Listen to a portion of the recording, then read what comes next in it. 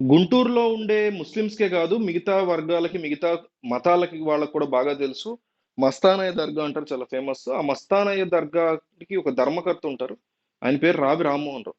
ఆయన కొడుకే ఈ రావి సాయి. మామూలుగా మస్తానయ్య దర్గా తాలూకా కాబట్టి మస్తాన్ సాయి అని పిలుస్తారు అంతే. సో ఈ మస్తాన్ సాయి వాళ్ళ ఫాదరు రావి రామ్మోహన్ రావు రీసెంట్‌గా మీడియాతో మాట్లాడుతూ లావణ్య గురించి రకరకాల ఎలిగేషన్స్ వేశారు. ఆయన ఏం చెప్తున్నాడంటే, నా కొడుకు ఐఐటి కాన్పూర్‌లో గూడా సీట్ కొట్టాడు. కానీ తన ఫ్రెండ్ వినోద్ రెడ్డి ఏదో పేరు చెప్పారు. ఆ వ్యక్తితో కలిసి స్టార్టప్ చేయడానికి స్టార్టప్ ఓపెన్ చేసి బిజినెస్ డెవలప్ చెయ్యి, బిజినెస్ మ్యాన్ అవ్వాలనే ఉద్దేశంతో హైదరాబాద్ వెళ్ళాడు. అలా వెళ్ళినప్పుడు ఈ వినోద్ రెడ్డి ఎవరైతే ఉన్నారో ఇతని ఫ్రెండ్, వాళ్ళ ఫ్రెండ్స్ కింద రాజ్ తరుణ్ అట్లాగే లావణ్య పరిచయం అయ్యారు. అట్లా వాళ్ళు క్లోజ్ అయ్యారు. అంతే తప్ప నా కొడుకు ఎక్కడా కూడా డ్రగ్ పెడ్లర్ కాదు, డ్రగ్స్ కి సంబంధించి కాదు. బట్ ఈ లావణ్య అతన్ని ఇన్వాల్వ్ చేసింది. లావణ్య అతనితో కావాలని చనువు ఏర్పరచుకుంది. ఆమె కావాలని అతనితో ఎక్కువగా క్లోజ్ గా ఉంటూ తన భర్త రాజ్ తరుణ్ పక్కన పెట్టి మరి లావణ్య ఇతనితో కలిసి ముందుకెళ్లేది. ఆమె ఇతనికి డ్రగ్స్ అవి సప్లై చేయడం లాంటివన్నీ అలవాటు చేసి ఇందులో ఈ ఊబిలోకి లావణ్యని లాగింది.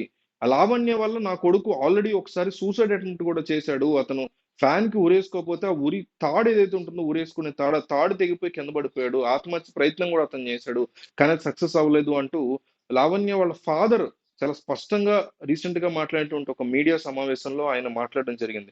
సో సారీ, మస్తాన్ సాయి వాళ్ళ ఫాదర్ రీసెంట్ గా మాట్లాడినటువంటి మీడియా మీట్ లో ఆయన మాట్లాడడం జరిగింది. అంటే ఒక్కొక్క అంశంలో ఒక్కొక్క థింగ్ బయటకు వస్తుంది. నిజానికి పోలీసులు యొక్క వెర్షన్ ఏంటంటే జూన్ 3వ తారీఖున ఇతను మస్తాన్ సాయి విజయవాడలో రైల్వే స్టేషన్ లో డ్రగ్స్ ని ఒకళ్ళకి సప్లై చేయబోతూ పోలీసులు కంటపడితే పోలీసులు పట్టుకోబోతే పారిపోయాడు అతను. అంటే అంతకు ముందు అతను ఆల్రెడీ ఈ వరలక్ష్మి టిఫిన్స్ కి సంబంధించి ఆల్రెడీ ఇష్యూ అయింది, మీకు గుర్తుందా? వరలక్ష్మి టిఫిన్స్ వాళ్ళు డ్రగ్స్ సప్లై చేస్తున్నారు అనేసి. సో ఆ కేసులో ఇతను నిందితుడు. వాళ్ళని అరెస్ట్ చేసినప్పుడు ఇతని పేరు చెప్పారు, ఇతనే మా డ్రగ్ పెడ్లర్ అని. బేసిక్ గా సప్లయర్ ని డ్రగ్ పెడ్లర్ అంటారు. ఒక లెవెల్ నుంచి ఎక్కువ లెవెల్స్ కి పంపించదాన్ని పెడ్లింగ్ అంటారు డ్రగ్స్ ను. సో దానివల్ల డ్రగ్ పెడ్లింగ్ కింద అతన్ని ఈ మాదక ద్రవ్యాల పెడ్లింగ్ కింద మాట్లాడతారు. సో ఇందులో అతను నిందితుడు, బట్ దొరకట్ల.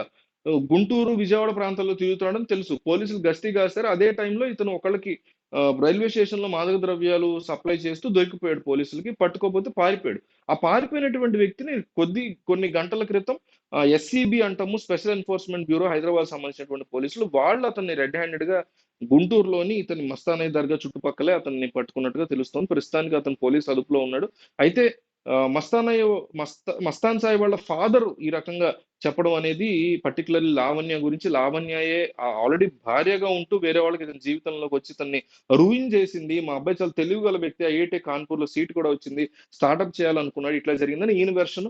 పోలీసుల వెర్షన్ ఇలా ఉంది. సో త్వరలో ఏం నిజం అనేది తెలుస్తుంది.